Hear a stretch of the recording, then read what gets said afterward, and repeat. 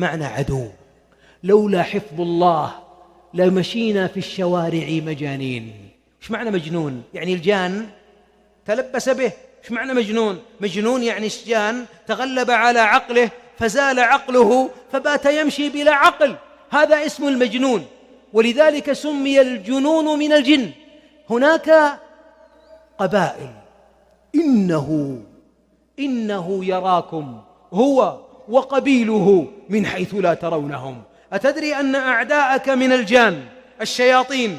طبعا ليس كل الجان أعداء، منا وأنا منا الصالحون ومنا دون ذلك، فيهم صالحين وفيهم غير صالحين. ولذلك معنا الآن من يحضر في الدروس من الملائكة ومن صالح الجان، لكن هناك شياطين. والشياطين من هو؟ الجان الذي شطن، وشطن بعد، أي العاصي الفاسق. لسه البشر ما عندنا في البشر شياطين؟ أليس من البشر عصاة؟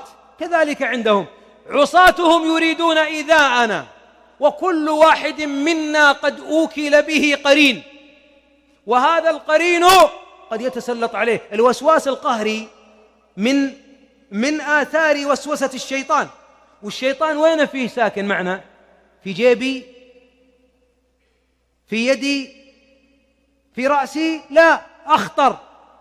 الوسواس الخناس الذي يوسوس في صدور الناس. المصيبة قاعد هنا عندك وقد التف على قلبك.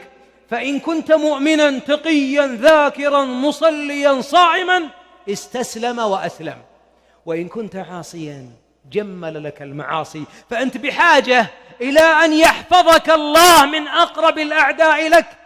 أيضا يقول مجاهد: ما من عبد إلا وله ملك يحفظه في نومه ويقظته من الجن والإنس والهوام.